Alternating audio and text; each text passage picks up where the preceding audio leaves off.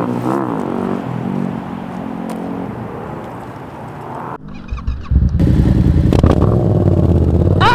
what's good, guys? Ah! I hope whoa, there's glass here! Sugar.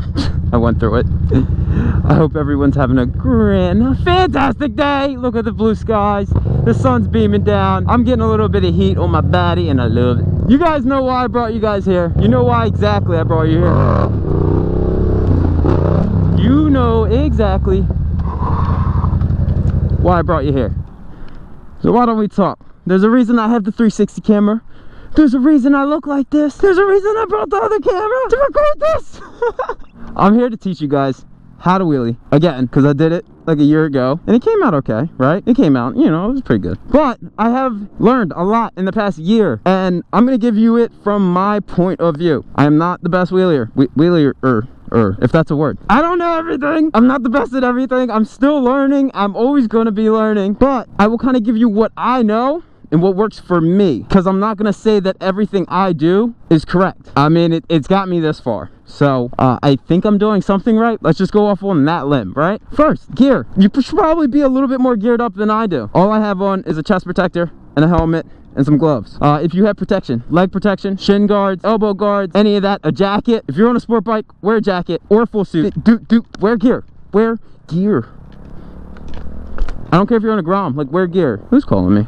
You call it bad times. I'm going to teach you kind of step by step and I'll give you a demonstration on the actual physical bike. You can do two. There's a clutch up and there's a power up wheelie. You can do either or. Power up wheelies are by pretty much yanking the throttle and giving it a certain amount of power to raise the front wheel, and sometimes it's not enough, sometimes it can be too much, and we'll get to pretty much protecting yourself and protecting how you can not loop a wheelie. Let me jump into the basics of actually getting the front wheel to go up into a wheelie. First things you're going to do is you're going to pull the clutch. If you want to do a clutch up, what you're going to do is pull the clutch in very briefly and at the same time give it a little bit of gas. Don't start off by pulling the clutch and then yanking the throttle. A quick motion of pulling clutch, giving it a little bit of gas, and at all at the same time, you're going to release that clutch at the same time you just pulled it back in pretty much. And giving it a little bit of gas, which throws the RPMs up, which will jolt the bike. And at that point, the front wheel will start to go back. Now, a very important thing, right? On a bike, you have a rear brake right here. That controls the rear brake. You want to smack that mother trucker down if you ever go up too high or past your comfort zone. What I do is sometimes when I wheelie or right before I'm about to wheelie, I tap it.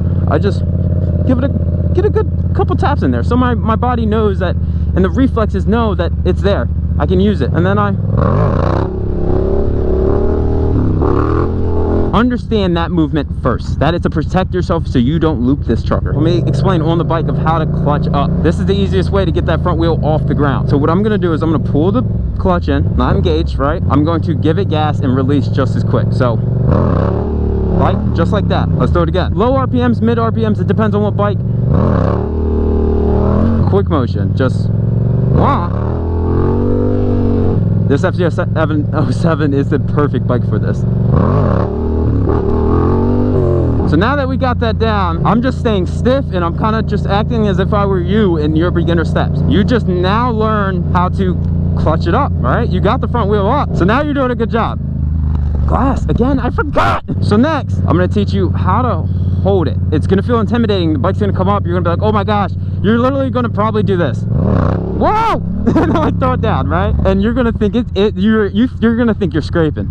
You're 100%, you're going to feel like you're scraping. It's just such a foreign feeling. It's still a foreign feeling for me to go back past my comfortable zone. Now that you kind of got it to clutch up, I want to make sure your position is correct. You could be all up on the tank, you could be like this, right?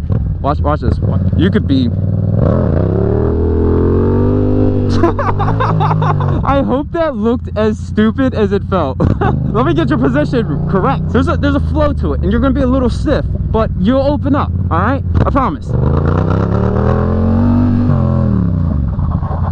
Let me put it in neutral. Yeah.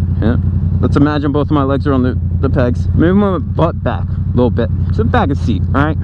Move my booty back. Gotta get some weight back there, right? And maybe you're struggling to get the bike up. Maybe you ride a Grom, right? This is very important. Body position is a lot. Just like drag and knee, body position. We're gonna move our butt back and transfer the weight back. Will be the actual flow of initiating the wheelie. Now you can do this in a clutch up or power up. This is very key, I think, to beginners because it can really help. Becca did the same thing. She struggled with it for a while, and I told her you have to transfer your weight. You have to load the front suspension, and then you have to essentially go with the flow and use your body weight to pull it back. You're not really pulling on the bike to go up, but you're doing it a little bit. You want to transfer weight and go with the flow. When I'm doing a clutch up, you'll see myself, the camera goes in a little bit because I bend my arms, my butt's back, and I come in and I pull back. And this will help you pretty exponentially. You'll notice a big difference. All at the same time, covering that rear brake. Don't ever forget, I'm going to drill it into your brain. Don't forget the rear brake like me. I'm not the best at it though. I don't know how to drop back. So I'm still learning. So I just went from that. It'd be nice if I was in gear. And I'm gonna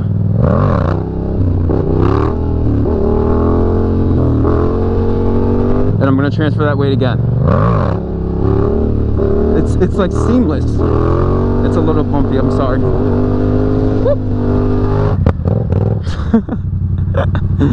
I'm doing nothing of any importance. The idea is you're going to go out of your comfort zone a lot when you're learning the wheelie. And it's a progression rate. Don't expect to get all this down in one day at all.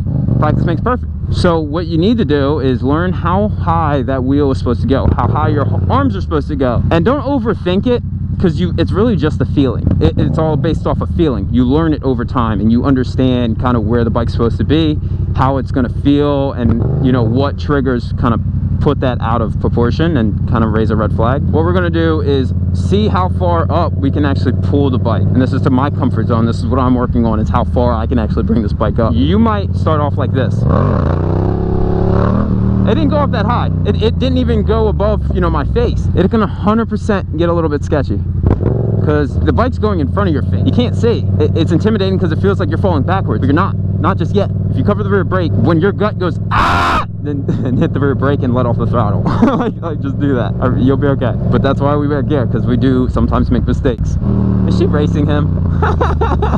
Big smiles. He's loving it. One of your issues that you might have is you're kind of chopping the throttle. It's my issue with a 600. When I got the FZ07, it was a lot smoother. Some throttles might be really responsive, which makes it really hard to kind of keep the wheelie in control. You might go like this, right?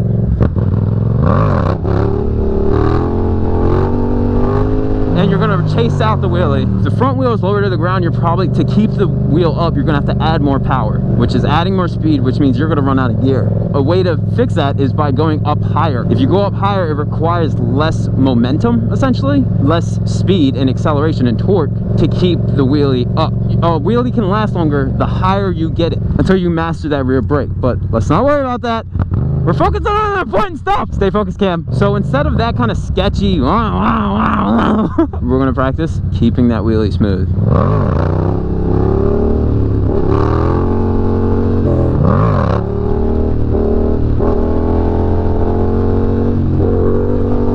But what we don't want to do is also slam the wheel down. So let me explain to you, when I put my wheelies down, I don't want to blow my fork seals out.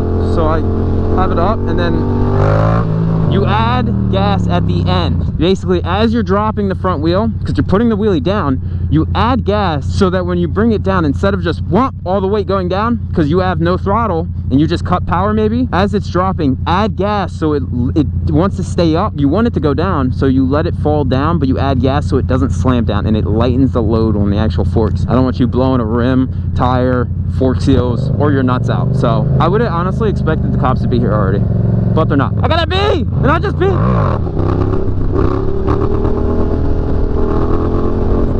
Oh, she's practicing. Let's see how she's doing. Ooh!